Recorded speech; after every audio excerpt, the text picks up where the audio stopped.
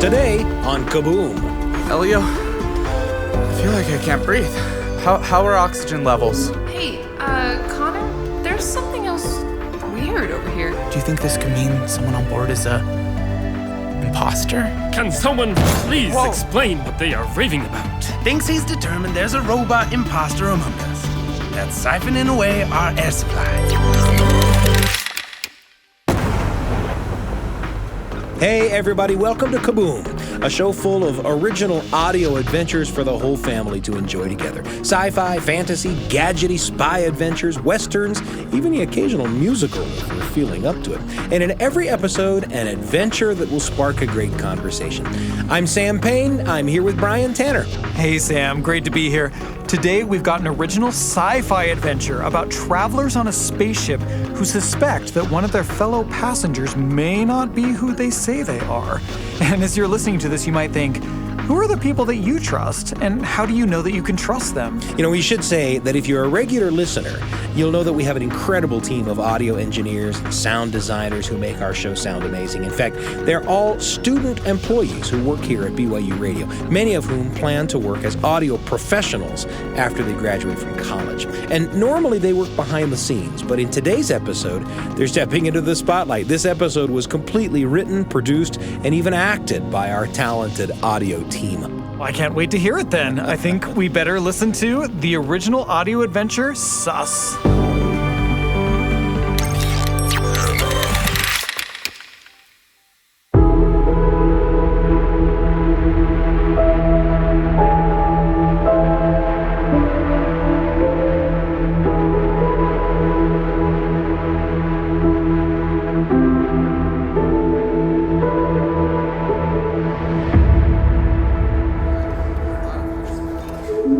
Passengers of Star Cruise Essex, this is Elio, your virtual captain speaking. Please only spacewalk in this sector at your own risk. There have been reports of rogue debris from the recent automaton insurrection. Not all AIs are cool, like me.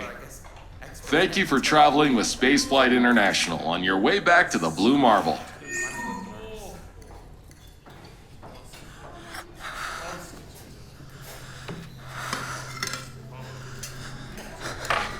Are you okay, Connor? Yeah, I'm fine. I gotta just stand up. We'll be right back.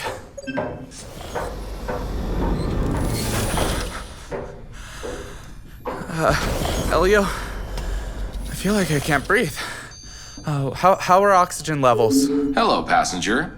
Levels are normal. More than enough for the remaining 3 days of our voyage. Could we get there any faster? If you ask politely. Really? No. Hey, Connor, how are you? Hey, Valerie, good. Hey, everybody's going to the pool after this. Are you just gonna mope out here by yourself? Probably. Space travel just makes me nervous. You are always nervous. Come on, this is a pimped out cruiser. We got a soda bar, a pool with a hot tub, and there's only 8 passengers. We practically have the ship to ourselves. You forgot to mention the state-of-the-art piloting and flight service AI. Glad to hear they programmed you with some humility. That's me. I mean, I guess there are some benefits to traveling on the university's budget. Come on. Let's grab a soda and head to the pool. Fine. Yeah, fine. Yeah, I'll come watch. Hey, Elio, we won't run out of oxygen if I hyperventilate, will we? Oxygen storage is at 178.9 kilograms. more than enough to sustain the 7 passengers for the remainder of the voyage. Okay, we can go. Wait, how many passengers did you say were on board? There are 7 humans aboard the Starship Essex. But I can see all the passengers on the monitors right here, including us. I count 8. Incorrect. There are 7. Elio, could I get a list of the names of the passengers on board? For the privacy and safety of our passengers, I cannot divulge any personal information. What? Hey, Connor, there's something else weird over here. What do you mean? Well, this is the oxygen display, right? I'm only minoring in astronautics, but I'm pretty sure it's dropping and a little too quickly. 171.3 kilograms. It's probably a faulty display. This kind of ship has a lot of emergency fail-safes that have to be deactivated manually for levels to actually drop this quick. Unless oxygen is dropping and the life signs of one passenger aren't registering with Elio. Valerie, with the recent robot insurrections, do you think this could mean someone on board is a imposter? Honestly, Connor, I think we should just get a soda and not even worry about it. 166 kilograms. Well, maybe it's worth a check.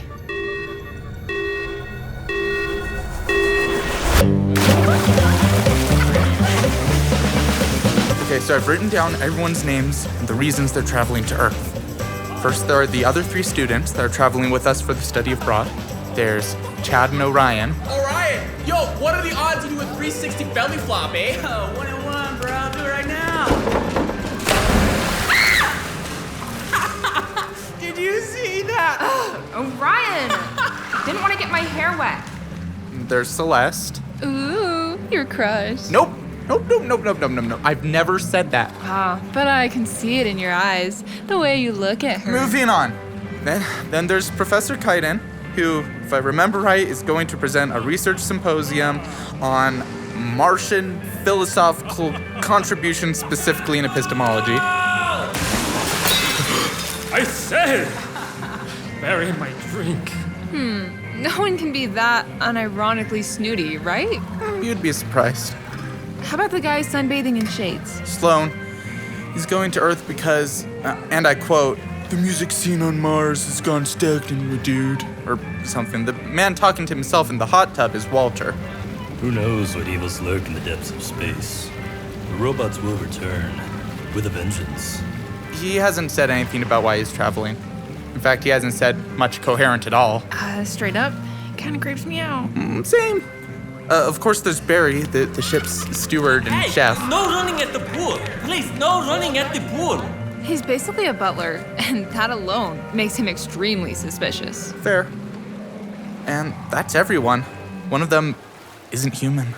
Well, you're forgetting us. Right, but we know that we're human. Do we? I mean, if I didn't see you cry at the end of Toy Story 8, I'd be pretty certain you were an android.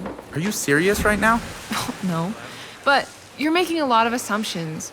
We don't even know if there is an imposter. We're operating with very limited information here. That's fair. Well, I trust you at least, even if you don't trust me. Oh, thanks. Me too?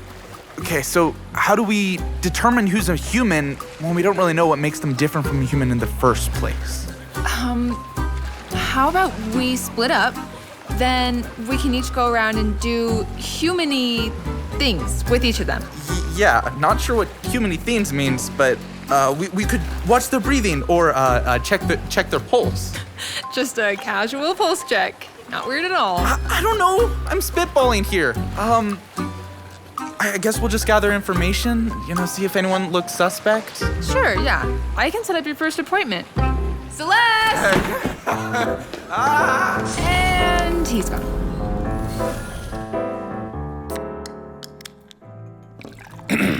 So, Val, why are we in here? Well, Chad, since we arrive at Earth soon, I just thought we should take advantage of free soda while we still can. Like, why isn't Connor here? Oh, wait, did y'all break up? No.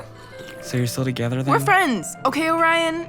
He's too anxious for me. Ooh, he's in the friend zone, eh? I just wanted to hang out with you guys, okay? How about a toast? Toast to what? A toast to our safe travels, a great study abroad, and our human anatomy that makes drinking things possible. Yeah. All right, guys, you heard her. To our human anatomy, eh? Cheers! Well, I should get going. What? That was pretty weird. Yo, Chad, did she really just call Connor anxious? She didn't mean it. She likes him. He's just clueless to it. How do you even know that, eh? You can see it in her eyes. Come on, bro. Sloan! Can I talk to you for a second? If you need to talk, my dude, Sit and stay a while. I really don't have that much time. Take a breather. It'll be good for you. Okay. So, you're looking for someone, right? I didn't say that. You didn't have to. You and the girl have talked to every other person on this ship. Figured it was about time you talked to me. Well, it makes you think I'm looking for anyone. That doesn't make sense. Were you spying on me? No one likes a paranoiac, my dude. Turn it down a notch. I get it. You think someone's not who they say they are. Maybe he's trying to sabotage the voyage. I dig. I'm picking up what you're putting down. I'm sniffing what you're stepping in. What? Dig this. The people acting strangest on board right now? That'd be you and your girlfriend. She's not... What are you getting at? All I'm saying is you better slow your roll. A little drop in oxygen, and you're off to the races with your conspiracy theories. It's not a conspiracy theory. I'm just gathering information. Yeah, you do what you want. But you leave me out of it.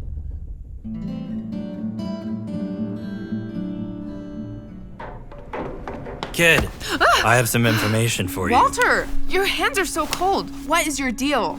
Act weird and people leave you alone. Are you new to public transit? That's not important.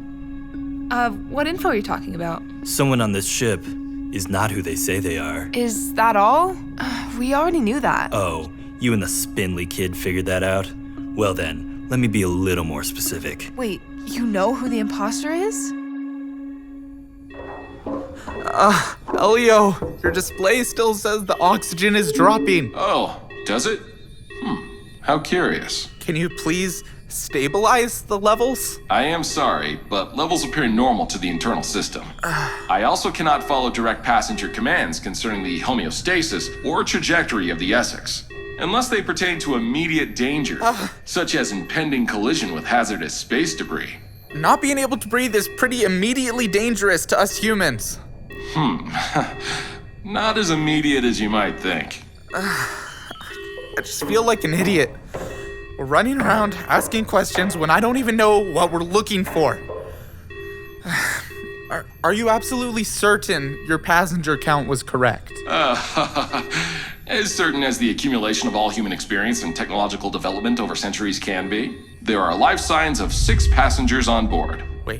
Wait, 6? Elio, alert everyone to meet me on the deck. Tell them it's an emergency.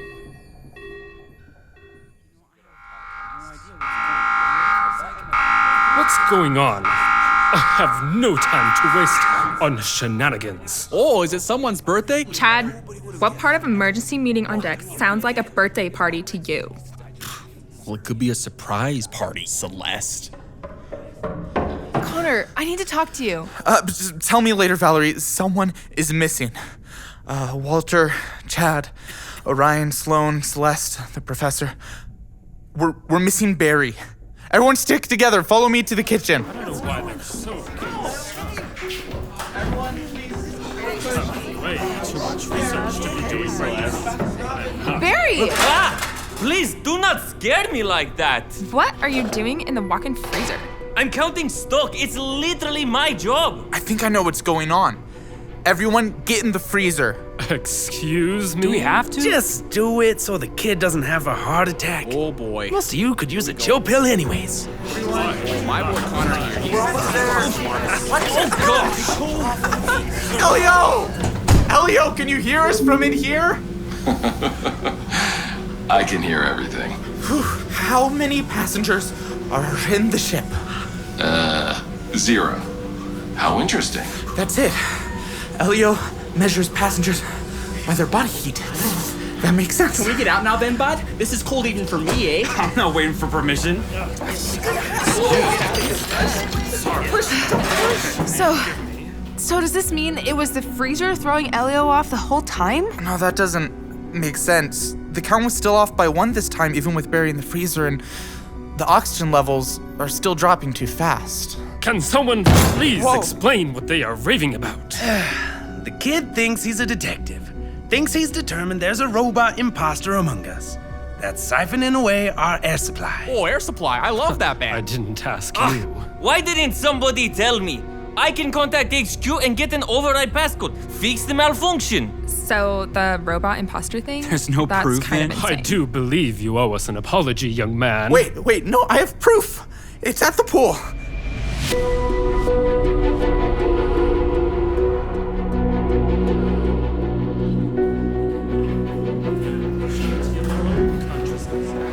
Anything outside of your mind is unprovable. Can it, Einstein?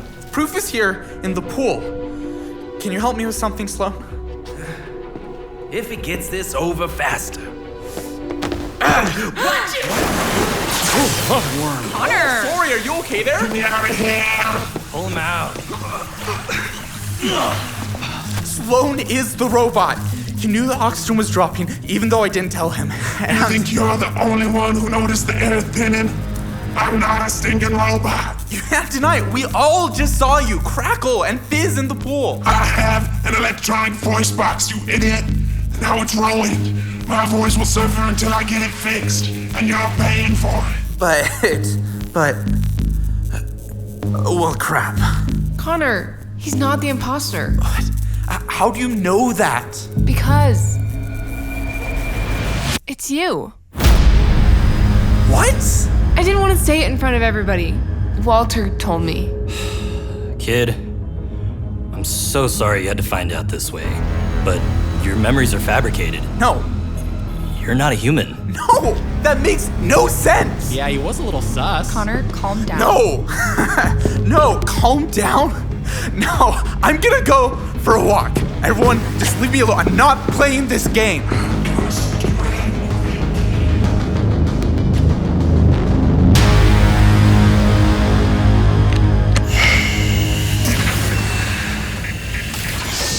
Tether secure.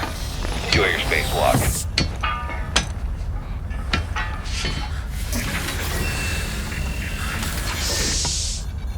Kid, what are you doing out here?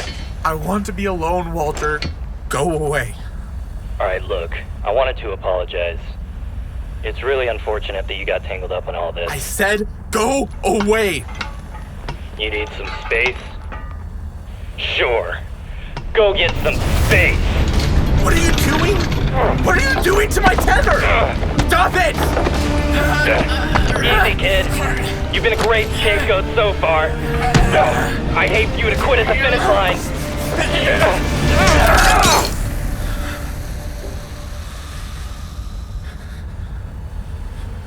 It was you. Yep. Nothing but a heartless android. I got Valerie to look the other way. And now, once you decide to float out in open space, the rest will have all the evidence they'll need. Help! Anybody!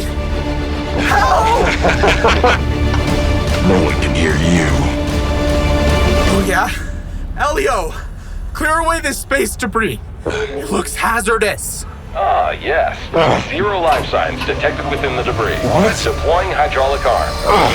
What?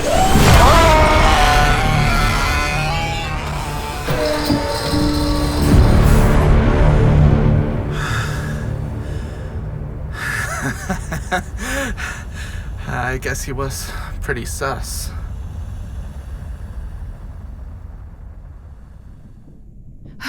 Can you run that all past me one more time?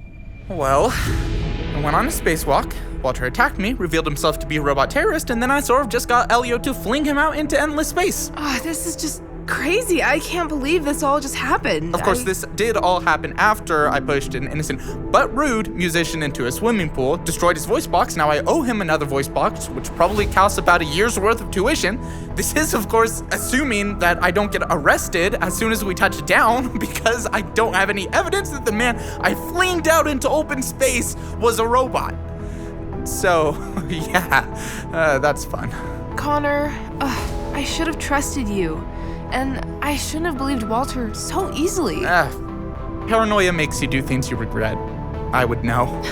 Still, can I make it up to you? Yeah, of course. You wanted to grab a soda, right? How could you tell? I can see it in your eyes. Shut up!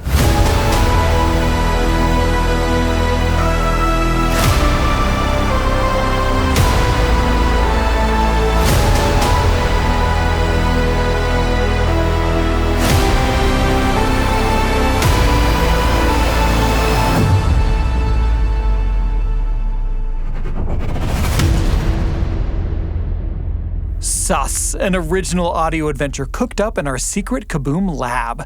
Stick around for a preview of next week's episode, but first... One of the reasons we love all kinds of stories here at Kaboom is because they can lead to some great conversations. Here are a few places we went when we were coming up with today's episode. You know, I was definitely getting some Among Us vibes from this story, and I imagine that a lot of our listeners are as well. Ideas for stories can come from anywhere, and in this case, the audio team was inspired by that popular online multiplayer video game. And we mentioned at the top of the show that our team of audio students wrote and directed and even acted in this, and they really pushed themselves to learn their craft and to give themselves challenges that they'd never had before. That's why they have so many different environments on this ship. We're in space, we're on a ship, we're we by also the have pool. a swimming pool. We Yeah. have a swimming pool on deck. Right. Exactly. Yeah. And what was kind of fun is they made this a competition among the audio team. So all of the students who worked on this made their own mix, their own sound design, their own complete soundscape. And the winner of this contest is someone whose name you have heard in the credits a lot if you've listened to the credits of the show, Andrew Brewer. You know, as I listen to this story, I find myself thinking about identity, right? About presenting yourself as you really are in your interactions with other people. I was in a play a long time ago in which I had to wear blue contact lenses on stage. In real life, I have brown eyes. And on the way to one performance, to save some time, I put the contacts in before I left my house. And I stopped by a drive-through window for a quick hamburger wearing those contacts. And the girl who handed me my hamburger said, "You have the most beautiful eyes I've ever seen." And I got really flummoxed. I mean, what do you say to that? Do you say thanks, but it's not really me? or do you say, actually, my real eyes are not this beautiful? Yeah. Or do you say, actually, my real eyes are even more beautiful? I mean, Yeah. I just don't know. Or do you just say thanks, right? I mean, what do you say? You would have managed that conversation more easily than I did, and it was a silly little experience, but it kind of tangled me up in questions of what you are compared to what you present yourself to be. It's challenging sometimes, but presenting to the world as I am became important to me. Well, for what it's worth, Sam, I think you have lovely brown eyes. My wife has brown eyes, too. You should see me in my contacts. You know, and as I was listening to the story, I was thinking about imposter syndrome. Is that something you're familiar boy, with? Sure, Yeah. you bet. It's just a feeling that you can get where you're like, I'm not good enough. What am I doing here? If these people only knew what I really am, they wouldn't want me here. Yeah. And I think that's something that everybody experiences. It's something that I experience sometimes. And in those moments, I think it's good to look around and just think, you know, when I look at other people, I tend to see their strengths, and I look at myself and sometimes I look at my weaknesses, but other people may be doing the reverse. They may be looking at me and seeing strengths and looking at themselves and seeing weakness in themselves. And so I think in a moment like that, if you're feeling like, oh, I'm an imposter, I don't belong here, if you can find someone that you trust and you can talk to them about it and ask them, what do you see in me? What do you think my strengths are? That could be something that could kind of orient you and help you realize your worth. Yeah. Well, that's where this story took us. We want to hear where it took you. You can email your thoughts to kaboompodcast@byu.edu. That's kaboompodcast, all one word, at byu.edu. If you like the show, please rate it and leave us a review on your favorite podcast platform. It can do a lot to help more people find the show. Now, here's a preview of our next episode. It'll be the finale of our first season, so we pulled out all the stops and we created an original musical adventure about a con man in the Old West who runs afoul of a famous gunslinger. Next time on Kaboom. It cures what ails ya, never fails ya, discounted just for the day. And if you're especially lucky, you might get to try a sip of Dr. Silk's Miracle Tonic. Well, what does it do? What doesn't it do? I don't do gifts or favors or debts. I settle up.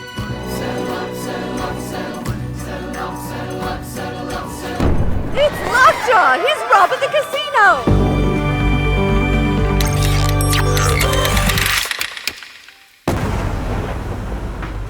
That's a little preview of Silk and Swenson. That's next time on Kaboom. Sus was written by Marcus Richardson and directed by Clarke Jackman and Marcus Richardson. The cast included Marcus Richardson as Connor, Camille Jones as Valerie, Clarke Jackman as Elio, Laken Quigley as Roba, Parker Schmidt as Chad, Jacob Malasky as Orion, Kyra Brewer as Celeste, Chance Anderson as Walter, Zach Williams as Sloan, Daniel Davis as Barry, and Andrew Brewer as Professor Kaiden. The sound team for this episode was led by Dan Carlisle and Clarke Jackman, with audio engineering by Zach Williams, sound design by Andrew Brewer and Marcus Richardson, and dialogue editing, music editing, and mixing by Andrew Brewer. This episode of Kaboom was produced by Heather Bigley, Sam Payne, and Brian Tanner. The Kaboom staff includes Hannah Harlan, Evie Hendricks, Trent Horton, Jared Langford, Beth Nielsen, Lacey Olson, and Natalia Reeve. Our audio engineer is Carly Wilson. The Kaboom theme music was written by Sam Clausen. If you're looking for more great storytelling for families, check out our companion podcast, The Appleseed, available wherever you get your podcasts. Kaboom is a production of BYU Radio.